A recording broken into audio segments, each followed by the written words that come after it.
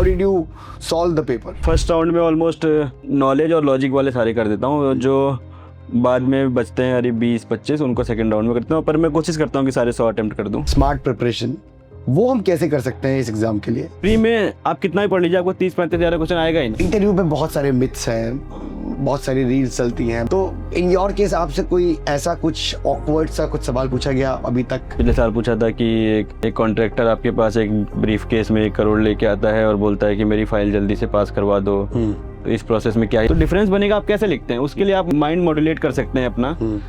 अपन ने भी डिस्कशंस किए थे सर 2024 में 2025 दोनों में, तो उनमें भी हम यही सब बेटर कर रहे थे। पहले अटेम्प्ट में आपका नहीं हुआ and that was I think the failure you saw after a long time, तो क्या व्हाट वाज द एग्जैक्ट कि मैं आपको ये था अपने पे सेल्फ बिलीव था कि मैं कर लूंगा, या इट वाज लाइक कि यार शायद ये एग्जाम मेरे लायक नहीं है? एक्चुअली मुझे प्री भी निकलने की उम्मीद नहीं थी, बट सीसेट से कट ऑफ इतनी नीचे चली गई कि मेरे 75 कट ऑफ गई थी, 78 थे मेरे। तो what is the feedback you want to give of the mentorship that you have received here? काफ़ी स्ट्रक्चर्ड है सर चीज़ें, ऐसा है कि आप वन स्टॉप सोल्यूशन मान सकते हैं, आपको ज़्यादा दूर इधर उधर नहीं भटकना पड़ेगा, आपको थोड़ा सा जो चीज़ें बताई जा रही हैं उसको आप ट्रस्ट कर सकते हैं कि आफ्टर सम पॉइंट कोई मोटिवेशन काम नहीं करती है सर। आपको रोज़ 10 वीडियो देख लीजिए, रोज़ घर बात कर लीजिए। मुझे लगता है कि लोगों को एग्ज़ाम को लाइफ का हिस्सा देखना चाहिए, कंप्लीट लाइफ नहीं देखना चाहिए सर। एग्ज़ाम हुआ तो सही, नहीं हुआ तो। Hello everyone, today's very important podcast we have with us someone who has not just cleared one exam, but he has cleared 6 competitive exams till now. And all these exams are considered to be one of the most toughest exams in India. Lakhs of aspirants sit for these exams. So somebody who has cleared IIT, AIMS, GATE, IES, IFS, and also the civil service examination, and last year he got 242 rank, right? So I welcome Rahul Shekhar. Thank you for this podcast, and we are very delighted to you be here for this podcast. Thank you sir, thank you for such a warm and lengthy introduction sir, thank you. So Rahul, कहाँ से start हुई ये journey? मतलब 6 सबसे toughest exam, मतलब लोग एक इनमें से अगर एक भी क्लियर कर लेते हैं तो उनकी लाइफ बन जाती है।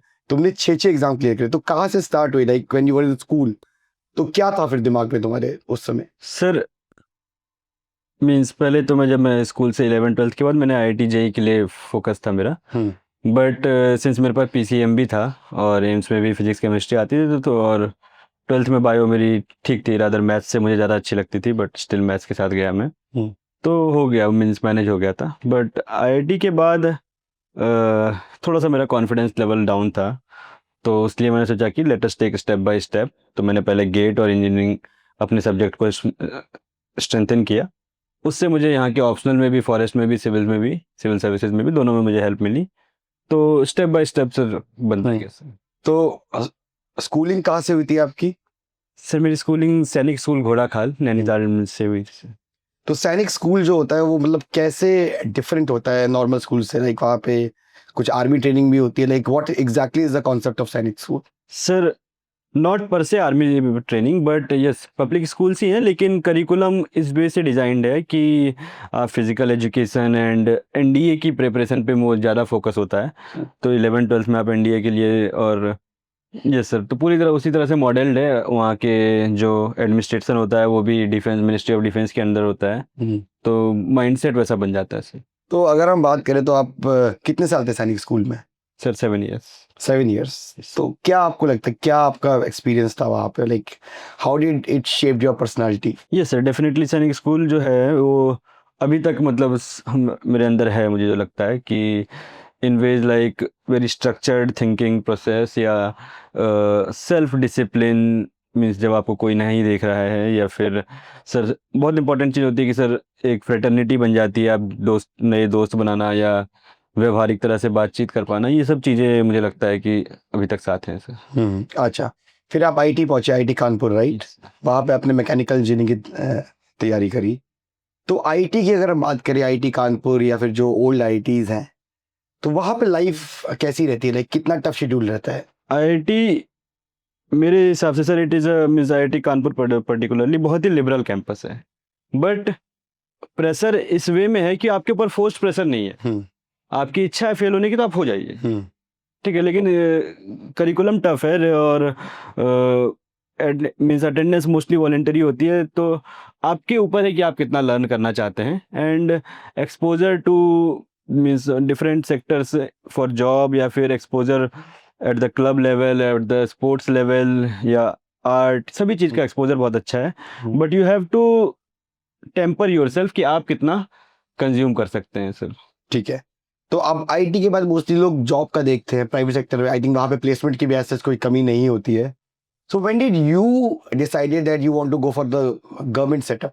सर मैं जैसा अपने आप को समझ पाता था, मिस सिंस मैं मैकेनिकल इंजीनियरिंग से था, तो इट इज़ अ फैक्ट कि सिविल मैकेनिकल जैसे कोर इंजीनियरिंग डिपार्टमेंट्स में कोर जॉब्स इंडिया में पॉसिटी है। इनफैक्ट जो मैकेनिकल इंजीनियरिंग की जॉब्स भी हैं वो सभी पीएसयूज में होती है, मोस्टली गेट या गेट के थ्रू रिक्रूटमेंट होता है, तो वो एक एस्पेक्ट था। और सिंस उसमें मोस्टली जॉब्स जो आती हैं वो या तो डेटा एनालिटिक्स या कंसल्टिंग इस टाइप की आती हैं, तो मैं अपने आप को एक कंप्यूटर स्क्रीन के सामने पूरे टाइम इमेजिन नहीं कर पाता था। तो मुझे लगा कि I need some field work and to be directly connected to people. तो उस एस्पेक्ट से मुझे लगा कि थर्ड ईयर ऑनवर्ड्स मुझे फील आने लगी, तो मैं इधर की ओर।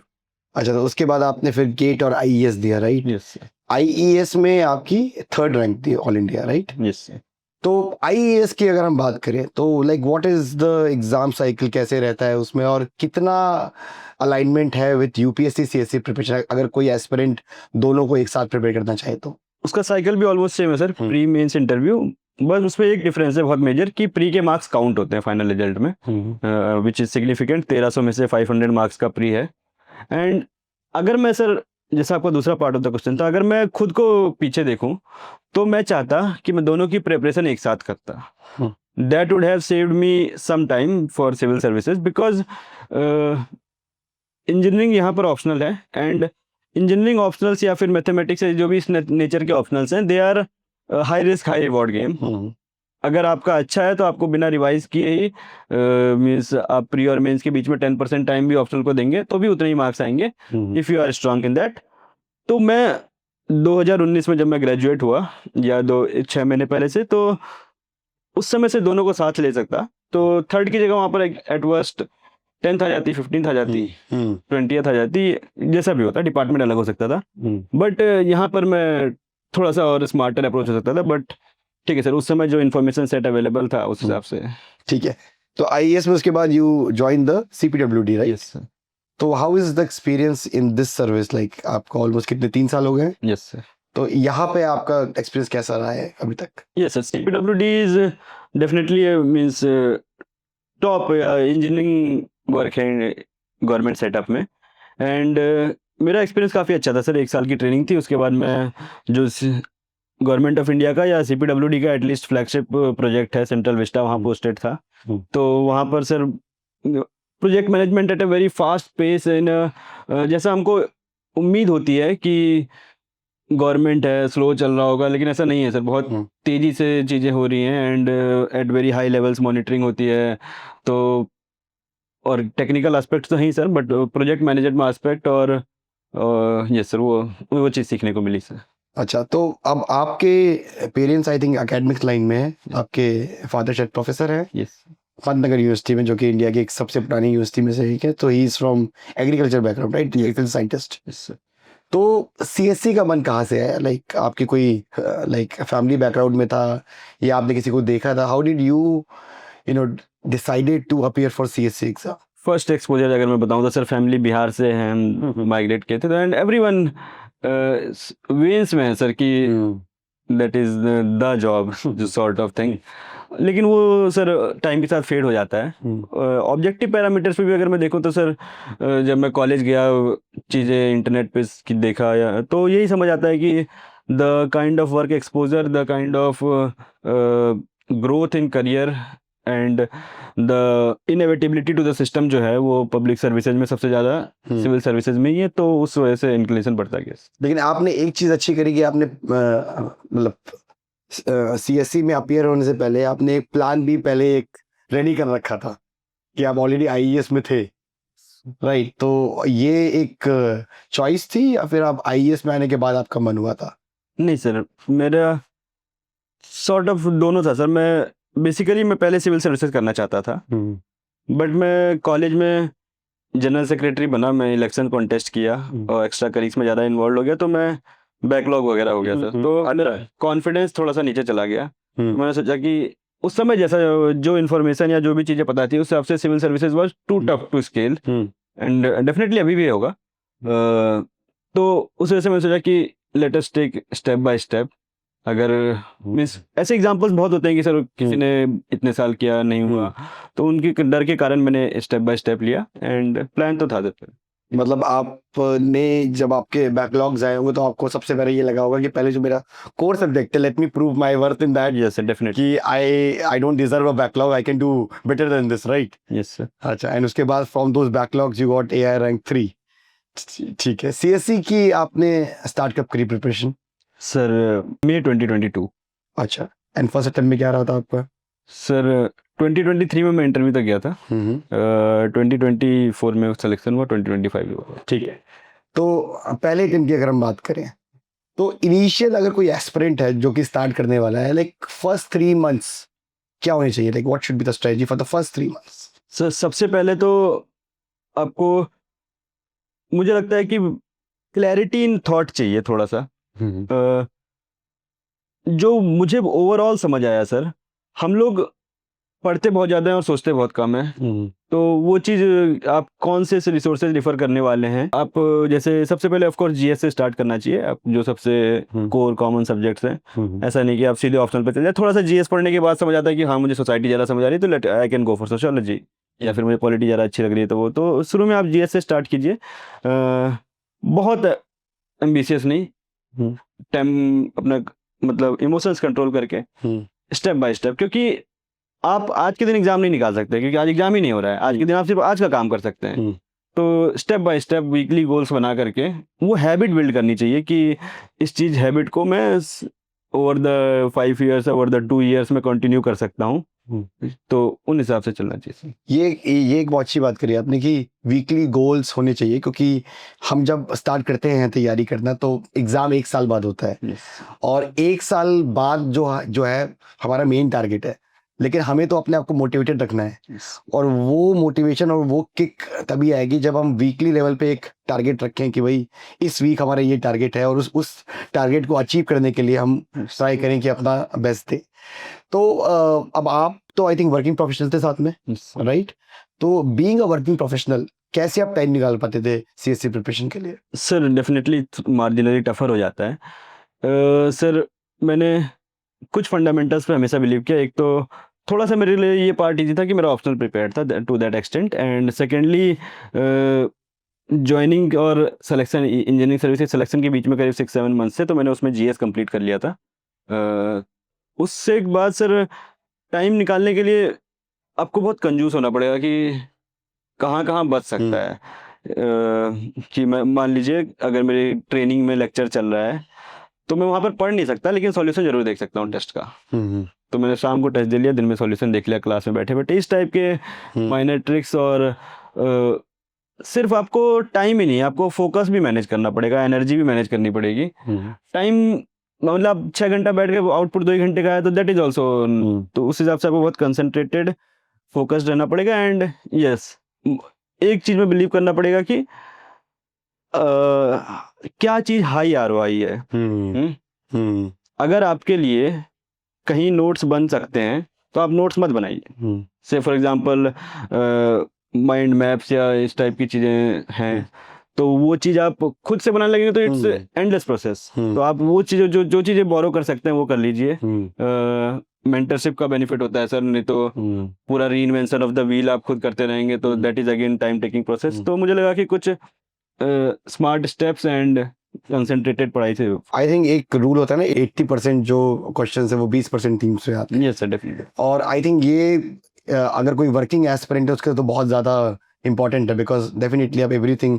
और मैं नेक्स्ट क्वेश्चन इसी पे आऊँगा कि नंबर ऑफ आवर्स लोग 12 घंटे भी पढ़ते हैं, 14 घंटे भी पढ़ते हैं। स्मार्ट स्टडिंग इसको हम कहते हैं, स्मार्ट प्रिपरेशन, वो हम कैसे कर सकते हैं इस एग्जाम के लिए कि हम कम टाइम पे ज्यादा आउटपुट निकाल पाए?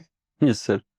सर मुझे लगता है सबसे इम्पोर्टेंट या सबसे वाइटल चीज़ ये है, से फॉर एग्जांपल मैं इसके लिए सर, आप क्या लिखते हैं वो रेलेवेंट है, लेकिन कैसे लिखते हैं वो ज़्यादा रेलेवेंट है। तो उस चीज़ को मॉड्यूलेट करने के लिए आपको अपना मेंटल मेकअप बनाना पड़ेगा रादर देन पढ़ने से, क्योंकि मेन से 20 क्वेश्चन है फॉर एग्जांपल सर, मेन से 20 क्वेश्चन आते हैं, 20 में से 15 इजी होते हैं जिसके लिए कंटेंट डिफरेंशिएशन फैक्टर नहीं बन पाएगा। अमंग द इक्वल्स मान लीजिए 15,000 लोग मेंस बैठ रहे हैं, तो जो 7-8 हज़ार लोग इक्वली कॉम्पिटेंट हैं, उनमें उन 15 क्वेश्चनों में डिफरेंस नहीं बन पाएगा। 2 या 3 बहुत कठिन आएंगे, वो किसी को नहीं आता, उसमें भी डिफरेंस नहीं बन पाएगा। तो डिफरेंस बनेगा, आप कैसे लिखते हैं उसके लिए आप माइंड मॉड्यूलेट कर सकते हैं अपना। अपन ने भी डिस्कशंस किए थे सर 2024 में 2025 दोनों में, तो उनमें भी हम यही सब बेटर कर रहे थे। तो ये एक तरीका हुआ मेंस के लिए। जैसे प्री के लिए सर, प्री में आप कितना भी पढ़ लीजिए आपको 30-35 हज़ार क्वेश्चन आएगा ही नहीं, और आपको अटेम्प्ट पूरे करने चाहिए हमेशा। तो इससे अच्छा ये कैसे आप माइंड को ट्रेन करें कि अनसर्टेन सर्कमस्टांसेस में बेटर गेसिंग हो पाए। तो वो पार्ट का रिटर्न ऑन इन्वेस्टमेंट बहुत ज़्यादा है सर। अच्छा, अब आपने हम स्टेप बाय स्टार्ट करते हैं। सबसे पहले हम बात करते हैं ऑप्शनल से, राइट? तो आपने ऑप्शनल लिया था mechanical engineering, science optional, engineering optional. तो क्या आई थिंक पैरामीटर्स होने चाहिए अगर आपको साइंस ऑप्शनल लेना है तो? क्योंकि बहुत लोग होते हैं जो इंजीनियरिंग बैकग्राउंड के होते हैं, आईटी के होते हैं, बट ह्यूमैनिटीज में शिफ्ट होते हैं, but you stuck with the science optional which sometimes work, sometimes don't work. तो what do you think should be the parameters? 2-3 चीज़ें सर मुझे लगता है। पहला चीज़ है time. These will take in extra time initially sir. For example आपको मुझे नहीं पता, लेकिन बॉल पार्क फिगर है कि सोशियोलॉजी प्रिपेयर करने के लिए 5 मंथ्स चाहिए फॉर एग्जांपल, तो इनको प्रिपेयर करने के लिए आप 6 मंथ्स एक्स्ट्रा चाहिए। That is one thing. आप अगर आपको ये लेना है तो आप थोड़ा सा पहले स्टार्ट ले लीजिए, फर्स्ट थिंग। लेकिन एक पॉइंट पे पहुंचने के बाद इनको रिवीजन के लिए ऑलमोस्ट 0 टाइम चाहिए। 20 पेजेस की फॉर्मूला शीट है, आपको उसको अप्लाई करना है, फॉर एग्जाम्पल इतना ही बन जाता है सर। तो वहां पर पहुंचने के बाद टाइम कम बचता है, तो ये एक चीज चाहिए। दूसरी चीज चाहिए सर आपको, इसमें आप ग्रीडी नहीं हो सकते। ग्रीडी इन द सेंस कि 20 मार्क्स का एक ऑप्शन में आप क्वेश्चन चूज करते हैं, 50 मार्क्स का सेट, या तो आपको 20 में 18-17 मिलेंगे, 16 मिलेंगे, या फिर आपको 2 या 3 मिलेंगे। तो पूरा अटेम्प्ट करने का लालच नहीं करना चाहिए। आप जितना करिए सहूलियत से करिए, परफेक्शन आपको लाना पड़ेगा। इसीलिए आप देखते होंगे सर कि इनमें 220 से 260 की रेंज गायब रहती है। लोग या तो 220 के नीचे होते हैं या 270 के ऊपर होते हैं। ये रिस्क रिवॉर्ड रेशियो है, क्योंकि हाईली लाइकली है कि जो पर्सन एक न्यूमेरिकल गलत कर रहा है वो 4 गलत कर रहा होगा। करेगा। तो इसीलिए लोग बीच के रेंज में नहीं होते हैं। लेकिन इन ह्यूमैनिटीज ऑप्शनल्स 230-40 पहुंचना बहुत कॉमन। हाँ, लेकिन उनमें 275 पार नहीं जाते हैं फिर। Make sense. तो अगर हम बात करें सबसे पहले प्रीलिम्स की, आई थिंक आपने अपना फर्स्ट प्रीलिम्स दिया था 2023 में, राइट? सर। तो जब आपने स्टार्ट किया था प्रीलिम्स देना, आई थिंक उस साल काफी शॉकर था पेपर, एंड जो एक न्यू काइंड ऑफ पैटर्न था उस समय स्टार्ट हुआ। फिर उसके बाद 24-25 भी टफर लाइंस पे ही था, और आपने हर बार वो चीज क्लियर करी। आई थिंक आईएफएस की कट ऑफ भी आपने क्लियर करी है।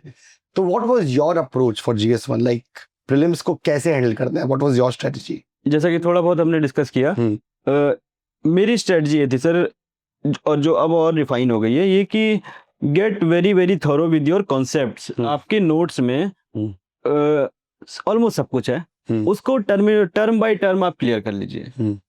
से फॉर एग्जांपल आपको वहाँ पे एप्लीकेशन हम नैनो टेक्नोलॉजी पूछेगा, लेकिन आपको अगर नैनो टेक्नोलॉजी क्लियर नहीं है तो आप उस 7 में से नहीं गेस कर पाइएगा कि कौन सा हो सकता है, कौन सा एलिमिनेट कर दूं। ठीक है सर। तो इनसे एटलीस्ट आपके 2-3 लेवल में मानता हूँ कि सर 3 टाइप के क्वेश्चन है। एक तो डायरेक्ट नोट से आ जाएंगे 25-30 मैक्सिमम। उसके बाद बहुत बड़ा जोन होता है जो लॉजिक से हो जाएंगे। उनके लिए आपकी कितनी कॉन्सेप्चुअल अंडरस्टैंडिंग हर टर्मिनोलॉजी की है, दैट हेल्प्स। उसके बाद फिर आप ये ऐसे करके करीब 70-75 हो गए। लास्ट 25 में थोड़ा सा स्मार्ट गेसिंग कर दीजिए या तो ये बात आपने बहुत अच्छी बोली है कि एक सबसे बड़ा मिथ ये है कि अरे एलिमिनेशन या लॉजिक जो है ये तो हम कुछ टेक्निक्स से, उन टेक्निक्स को आप सीख लो तो आप कर लोगे। ये जो आपने बात बोली बहुत अच्छी बात बोली है कि लॉजिक से क्वेश्चन करने के लिए भी कॉन्सेप्चुअल अंडरस्टैंडिंग आपकी बहुत अच्छी होनी चाहिए। ऐसा नहीं है कि आपने बस देखा, मतलब इट्स नॉट एग्जैक्टली अ तुक्का। You require a very high level of understanding, you need to have a high level of knowledge to actually solve those questions, right?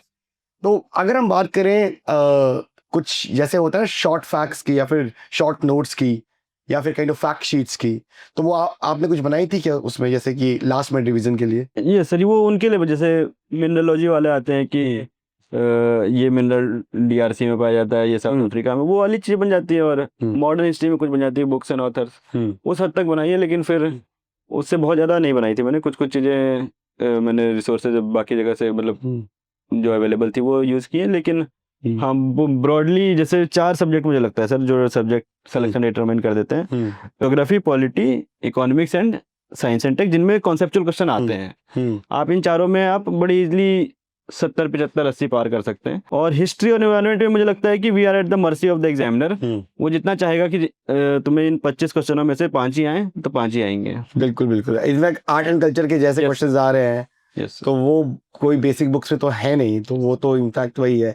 और ये बात बहुत अच्छी बात बोली कि वो 4 जो मेन सब्जेक्ट्स हैं, आई थिंक इसमें अगर आपकी 70 से 75% स्ट्राइक रेट आ गया तो मोर और लेस आपका हो जाएगा क्लियर। राइट।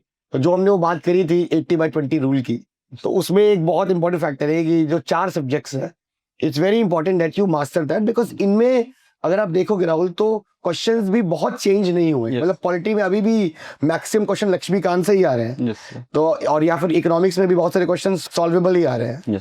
ठीक है, अब हम बात करते हैं अगर प्रीलिम्स के माइंडसेट की। राइट, होता क्या है कि जब हम जाते हैं एग्जाम देने तो सॉल्व भी करना होता है, तो उसमें आप कितने राउंड्स में उसको सॉल्व करते थे? Like first round, second round, like how did you solve the paper? मैं ऑलमोस्ट मतलब 2 राउंड करता हूँ सर। 3 में मुझे लगता है कि टाइम ज़्यादा चले जाता है।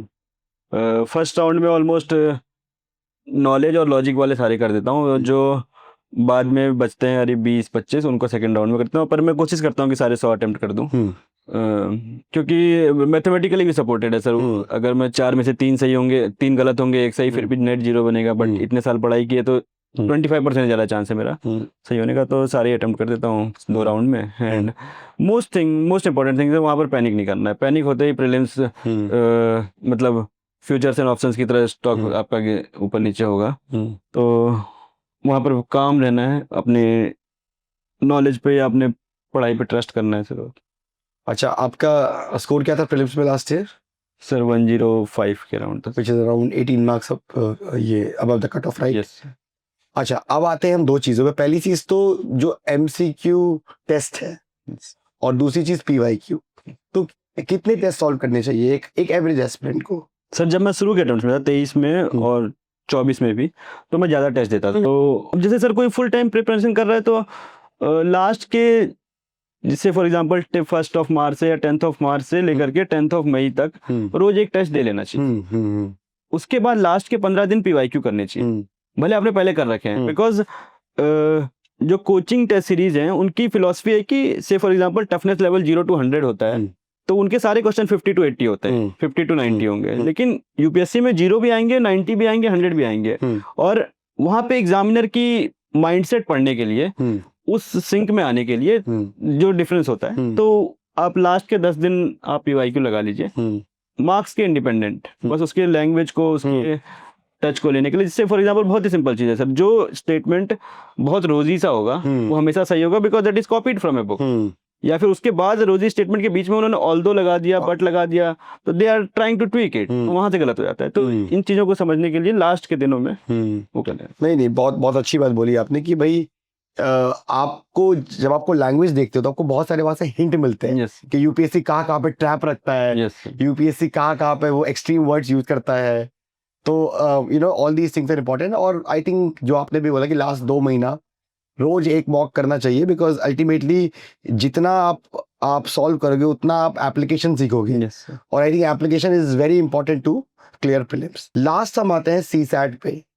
CSAT बहुत लोग, आप भी देखते हो कि पेन है। इनफैक्ट कुछ तो IT के लोग भी फेल हो जा रहे हैं। लास्ट ईयर मेरे पास कुछ लोग थे CSAT के लिए। Like I know it is easy for you, but what was your strategy for CSAT? मैंने खुद बहुत ज़्यादा नहीं CSAT के लिए वर्क किया, लेकिन जो मुझे लगता है काम करता है वो ये है कि पहला चीज़ तो आपको इंग्लिश या कॉम्प्रिहेंशन आप पहले कर दीजिए, सारे 35-40 मिनट में सारे कॉम्प्रिहेंशन हो जाते हैं। उसके बाद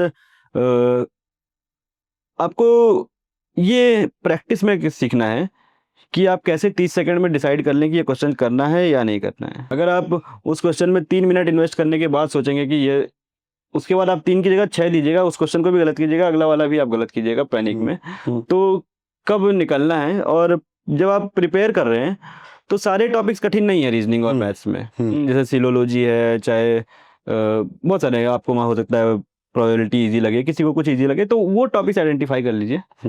इनफैक्ट अगर आपके 35-40 मिनट में 25-27 क्वेश्चन हो गए हैं इंग्लिश के, तो आप 5-7 मिनट दे करके 15-20 इजी क्वेश्चंस भी आइडेंटिफाई कर सकते हैं, जिसको आप अगले आधे घंटे 35-40 मिनट कर लेंगे। तो मीन्स इतने से हो जाना चाहिए, मुझे लगता है सर। ठीक है, अब coming to the mains part and answer writing part, बहुत सारे एस्पिरेंट्स का ये एक रहता है डाउट कि कब स्टार्ट करें आंसर राइटिंग। कुछ ऐसे होते हैं इनकी जो डे 1 से शुरू करते हैं, कुछ ऐसे होते हैं जो पूरा सिलेबस करके प्रीलिम्स के बाद शुरू करते हैं। What is your suggestion that when should we start answer writing? Sir जैसे फर्स्ट अटेम्प्ट वाले हैं, उनके लिए कम से कम 4-5 जो कोर सब्जेक्ट्स हैं वो हो जाएं, क्योंकि मल्टी डिमेंशनल पॉइंट्स आते हैं, तो कोर सब्जेक्ट्स हो जाने के बाद वो कर सकते हैं। या फिर शुरू में दिक्कत होती है तो शुरू में वो ब्रेनस्टॉर्मिंग से स्टार्ट कर सकते हैं। एंड पहला बार आपका हो गया तो इंडिपेंडेंट ऑफ द रिजल्ट आपको जून में स्टार्ट कर लेना चाहिए। मतलब जैसे आपने कहीं से अपने पढ़ाई शुरू करी, आपने प्रीलिम्स दिया, उसके बाद तो आपको शुरू कर ही लेना चाहिए in every case, independent of the result of the prelims, अगर आपको आगे अटेम्प्ट देने हैं तो सर। से फॉर एग्जांपल 10 जून 15 जून। तो अगर हम आंसर राइटिंग की बात करें, अब सारे 7-8 मिनट में आंसर लिखना होता है, तो मेंस की अगर हम बात करें तो टेम्पलेट्स कितने इंपॉर्टेंट होते हैं to brainstorm the answers and to generate points? Yes sir, definitely. मतलब अब जैसे आप टेम्पलेट के बिना आप डाइवर्सिटी पहली चीज नहीं ला पाएंगे। दूसरी चीज, आप वहाँ सबसे लोगों को दिक्कत आंसर राइटिंग में तब होती है टाइम की, जब वहाँ पर बैठ के सोचना पड़ता है। जब आपका पेन रुक गया और तब सोचना पड़ा, तब मुसीबत होती है। एंड डेफिनेटली टेम्पलेट्स, कोई भी अप्रोच है उसको आपको ये सीखना पड़ेगा ये लगेगा कब। अप्रोचेज हैं, उनको एप्लीकेशन करने के लिए आपको ब्रेनस्टॉर्मिंग या उनके थ्रू प्रैक्टिस, हाँ प्रैक्टिस के थ्रू हो जाएगा। और तो इससे जैसे कि आपने पहला ये अप्रोच है सबसे बेसिक कि आप कितने ज़्यादा हेडिंग्स में तोड़ सकते हैं। आपको 4 हेडिंग में 4-4 पॉइंट लिखना टफ नहीं है, लेकिन 2 हेडिंग में 8-8 पॉइंट लिखना बहुत टफ है। तो वो चीज़ अप्रोचेस से, टेम्पलेट से आ जाती है सर। एंड डेफिनेटली सर वो ठीक है। तो मेंस में बहुत सारे टॉपर्स भी बोलते हैं अबाउट 1 पेजर नोट्स या फिर शॉर्ट नोट्स, तो आपने बनाए थे 1 पेजर? नहीं सर, नहीं बनाए थे। बनाने चाहिए या बना सकते हैं, लेकिन मेरे पास टाइम कम था तो मैंने बनाया नहीं, बट मैंने यूज किया है सर उनको। मतलब 1 पेजर आपने यूज किए हैं? Yes sir. क्या उसका हेल्प होता है 1 पेजर का? सर उसमें 1 पेजर पे देखिए डायरेक्टली तो क्वेश्चन नहीं आएगा कि आपने पढ़ा जेंडर बस्टिंग तो डायरेक्ट पूरा 1 पेज आप पूरा लिखाइएगा। वो पूछेगा कि what is the implication of gender busting towards एक कोई स्पेसिफिक डायमेंशन पूछ लेगा। तो आपको मैप करना आना चाहिए, आधा पार्ट यहाँ का, आधा पार्ट जो सेकंड कीवर्ड का है।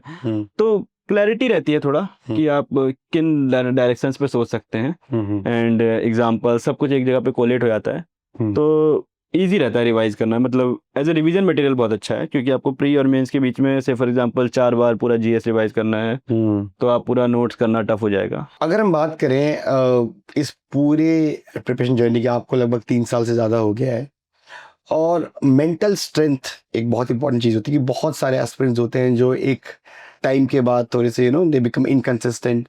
What was your motivation? What kept you motivated through out this journey, specially after the first failure? Yes sir, first aspect mental strength definitely. मतलब आफ्टर सम पॉइंट कोई motivation काम नहीं करती है sir. आपको रोज 10 video देख लीजिए, रोज घर बात कर लीजिए, अगर आपके अंदर है वो बात तभी आप जा सकते हैं। It is not a sprint, it is a long marathon sir. तो उस एस्पेक्ट तक चाहिए सर। मुझे लगता है कि लोगों को एग्ज़ाम को लाइफ का हिस्सा देखना चाहिए, कंप्लीट लाइफ नहीं देखना चाहिए सर। एग्ज़ाम हुआ तो सही, नहीं हुआ तो मतलब आपके पास हमेशा कुछ ना कुछ रहेगा। कुछ भी नहीं है तो एग्ज़ाम भी हम इसलिए निकाल रहे हैं क्योंकि हम खुश रहें। आप लगभग 4 एग्जाम निकाल के ऑलरेडी आए थे यहाँ, और 4 अच्छे मतलब कॉम्पिटिटिव एग्जाम। जब पहले अटेम्प्ट में आपका नहीं हुआ, and that was I think the failure you saw after a long time, तो क्या व्हाट वाज द एग्जैक्ट हो कि मैं आपको ये था, अपने पे सेल्फ बिलीव था कि मैं कर लूंगा, या इट वाज लाइक कि यार शायद ये एग्जाम मेरे लायक नहीं है? नहीं सर, मुझे 2023 में मीन्स में सर प्रिपरेशन ही मार्च 2023 में मेरी ख़त्म हुई। उसके बाद प्री निकला। प्री एक्चुअली मुझे प्री भी निकलने की उम्मीद नहीं थी, बट सी सेट से कट ऑफ इतनी नीचे चली गई कि मेरे 75 कट ऑफ गई थी, 78 थे मेरे। तो सी सेट से कट ऑफ बहुत नीचे चली गई थी, तो उस कारण से हुआ। फिर मुझे मेंस लिखने लगा तो सर आई रियलाइज कि बहुत टफ चीज़ है। उस समय तक मैं खुद से लिखना स्टार्ट किया था। पहला आंसर मैंने प्री के बाद लिखा था। तो थोड़ा सा उस साल सितंबर 20 के आसपास मेंस था, तो ऑलमोस्ट 15-20 अगस्त के आसपास मुझे समझ आया कि करना क्या है। स्टिल मेरे ऑप्शनल में अच्छे स्कोर थे एंड एक आध जीएस में ठीक थे, तो इंटरव्यू तक मैं पहुंच गया था। मतलब मेजर चीज यही है कि इट्स बेटर कि you start writing early, yes, क्योंकि प्रीलिम्स के बाद टाइम ही नहीं रहता है उतना कि अगर आप स्टार्ट कर रहे हो और आंसर राइटिंग एक दिन में तो आप सीखते नहीं हो, थोड़ा टाइम तो लगता ही है। तो इट्स वेरी इंपॉर्टेंट कि आप उसको जो मेंस फेज होता है लास्ट ईयर का, उसमें अगर आप स्टार्ट कर दो यस सर, तो it do helps, right? Yes sir. Coming to the interview round, interview में बहुत सारे मिथ्स हैं, बहुत सारी रील्स चलती हैं, बहुत सारे कि ये पूछ लिया वो पूछ लिया, बहुत सारी फेक न्यूज़ भी चलती है। तो इन योर केस आपसे कोई ऐसा कुछ ऑकवर्ड सा कुछ सवाल पूछा गया अभी तक जितने भी आपने इंटरव्यूज दिए हैं कि you can share here? Awkward तो ठीक है, मीन्स वो जैसे पिछले साल पूछा कि अखंड भारत से आप क्या समझते हैं, या उससे पिछले साल पूछा था कि एक कॉन्ट्रैक्टर आपके पास एक ब्रीफ केस में 1 करोड़ लेके आता है और बोलता है कि मेरी फाइल जल्दी से पास करवा दो, तो इस प्रोसेस में क्या ही दिक्कत है, तुम्हें काम वैसे भी करना था, मिल रहा है, तो इस स्पीड मनी में क्या दिक्कत है। तो वो उस नेचर से क्वेश्चंस आते हैं। लेकिन आई डोंट थिंक इंटरव्यू को जितना और है वो बनाया गया उतना वैसा है नहीं सर। उसका नेचर ऐसा है कि सिलेबस अच्छे से पढ़ना चाहिए हमको। इंटरव्यू का सिलेबस 5 लाइन का है, उसमें उन्होंने जो चीज़ें बताई हैं आई थिंक उन्हीं पैरामीटर्स पे चेक हो रहा है कि मेंटल अलर्टनेस है कि नहीं, integrity through out the answers है कि नहीं। मीन्स आप पे थोड़ा सा पुश किया और आपने अपना स्टैंड चेंज कर लिया, तो दैट यू कैन एज्यूम कि आप नीचे खराब जा रहा है। बिकॉज मुझे तो लगता है सर 160 to 175 वो सबको दे देते हैं, और उसके बाद उसमें पूरे 25 या 20 क्वेश्चनों में से 3 क्वेश्चन होंगे या 4 क्वेश्चन ऐसे होंगे जो आपके लिए मेक और ब्रेक होंगे। आप सब में अच्छा करके तो आप 200 क्रॉस कर जाते हैं, और सब में खराब करके तो आप 150 के नीचे चले जाते हैं, 140 के नीचे। तो उन क्वेश्चंस के लिए अलर्ट रहना चाहिए। एंड आई थिंक आपके 195 थे last year, which is a very good marks in interview. तो जो आपने बोला इसमें एक बहुत इंपॉर्टेंट चीज मैं ऐड करूंगा कि it's a personality test, not your knowledge test. Knowledge तो ऑलरेडी वो मेंस में और प्री में चेक कर चुके हैं, और पर्सनैलिटी में जो आपने एक बात बहुत अच्छी बोली कि अगर आप अपना स्टैंड चेंज कर देते हो और उन्हें कुछ प्रेशर डाला, it shows that you don't have that coherency in thoughts and you can succumb to pressure, right? तो आई थिंक प्रैक्टिकलिटी प्लस आपकी कोहेरेंसी, स्टेबिलिटी, क्लैरिटी, ये सब बहुत इंपॉर्टेंट चीज़ें हैं जो हमें इंटरव्यू में जो है देखना चाहिए। तो राहुल, अब कुछ नॉन अकेडमिक बात भी करते हैं। तो what is your hobby? Like what do you usually do in your pastime, like when you are free? These days I'm given everything, I am going to gym and all, but not a great deal of activities, and yes sir, दोस्तों के साथ chill वगैरह ये सब चलता है sir ज़्यादा। I think आप ट्रैकिंग का आपको काफ़ी शौक है, राइट? यस सर, वो ट्वाइस थ्राइस अ ईयर इस टाइप से। अच्छा, तो ट्रैकिंग में आप कहाँ गए हैं अभी तक? सर ये ज़्यादातर उत्तराखंड के ही सर लोकल वाले, जैसे हिमाचल में खीरगंगा गए थे, या फिर यहाँ पर रानी बाग के आसपास, ऐसी बहुत सारी जगह पे हैं सर। तो एज अ एस्पिरेंट जब थे तो भी आप ट्रैक पे जाते थे या आपने अपनी पूरी सोशल लाइफ बंद कर दी थी? सर पॉकेट्स होते हैं, जैसे मेंस खत्म हो गए तब आप जा सकते हैं, या प्री में इंटर्न जाने वाले हैं उससे पहले जा सकते हैं, तो वो पॉकेट्स है बस। बट ये सर मार्च से for example 1 April to mains end, ये तो लॉक्ड स्लॉट है। इसके अलावा आप थोड़ा बहुत निकाल सकते हैं सर टाइम। बाकी मूवीज वगैरह आप देखते हो? टीवी शो ज़्यादा देख लेता हूँ, मूवीज़ कम देखता हूँ। कौन सा आपने लास्ट टीवी शो देखा था? अभी सर मैं वाइट कॉलर देख रहा हूँ। अच्छा। या उससे पहले सूट्स देखा था। ये कोई ऐसी बुक आप रेफर करोगे जो हर एक एस्पिरेंट को पढ़नी चाहिए, मतलब non exactly the preparation related book but close to that? सब बुक्स मैंने ज़्यादा पढ़ी नहीं है, ज़्यादातर मैंने वो वाली पढ़ी है सर जो एंटरप्रेन्योर्स या इन लोगों की बायोग्राफीज होती हैं, जैसे नाइकी की थी, शू डॉग, या इस टाइप से। तो आप you have been part of Sarthi AIS also for almost 2 years now. So what is the feedback you want to give of the mentorship that you have received here? Yes sir, मैं आपके through ही सारथी से connected था। तो sir काफ़ी structured है sir चीज़ें, और ऐसा है कि आप वन स्टॉप सॉल्यूशन मान सकते हैं, आपको ज़्यादा दूर इधर-उधर नहीं भटकना पड़ेगा। आपको थोड़ा-सा जो चीज़ें बताई जा रही हैं उसको आप ट्रस्ट कर सकते हैं कि yes this is industry standard, तो आप इसको फॉलो कर सकते हैं। एंड जो आप सर टेस्ट डिस्कशन वाले लेक्चर्स होते हैं उसी में ऑलमोस्ट उस सब्जेक्ट के लिए क्या-क्या टेम्पलेट्स लगा सकते हैं वो सब डिस्कस हो जाता है। तो आई थिंक सर काफ़ी हेल्पफुल रहा है। एंड जो कर्व को बीट कर पाना सर, कि सब लोग जिस कर्व पे चल रहे हैं उस कर्व को बीट कर पाने के लिए वो भी कम टाइम में लिमिटेड नॉलेज के साथ, उसमें काफ़ी हेल्प हुई है सर। टेस्ट डिस्कशंस का आप कुछ फीडबैक देना चाहेंगे जो आपके हुए थे साथ में? यस सर, 2 टाइप के हैं, जैसे एक तो इंडिविजुअल वाले हैं और एक होल वाले हैं सर। जो टेस्ट का इंडिविजुअल वाले का ही मेन फ़ायदा हुआ है सर, क्योंकि अब मैं किसी से डिस्कस कर लूँ जिन्होंने से फॉर एग्जांपल मैं एक्स टॉपर से डिस्कस कर लूँ जिन्होंने कम कॉपियाँ देखी हैं, बट आपने सर मान लीजिए 2000 डिफरेंट कॉपीज़ देखी हैं, तो आप मैप कर पाते हैं कि मेरे को कौन-सा वाला स्टाइल सूट कर सकता है, उसमें मैं कैसे पीक तक जा सकता हूँ। तो उस चीज़ से सर मेरे को मीन्स कैसे मॉड्यूलेट करना है, जो डिमांड है उसको भी रखूँ, और वो कौन-सी वाली चीज़ मुझे सूट कर सकती है उसको हिट करने में काफ़ी हेल्प हुआ sir. Rahul, thank you for coming. और मुझे लगता है कि आप अभी यहाँ रुकेंगे नहीं, इसके आगे और जाएंगे और कई एग्ज़ाम क्लियर करेंगे, ये मेरा होप भी है और प्रिडिक्शन भी है। और जहाँ भी जाइए ऐसे ही हम्बल रहिए, because I think that is a very important thing about him, that despite clearing so many exams he is very humble, and that is something that we should all learn about it, कि भाई आप life में कुछ भी कर लो लेकिन you should always stay kind of grounded, and that is what Rahul resembles. So thank you, Rahul, for taking your precious time and coming here for this podcast, thank you sir, and all the best for future. Thank you sir.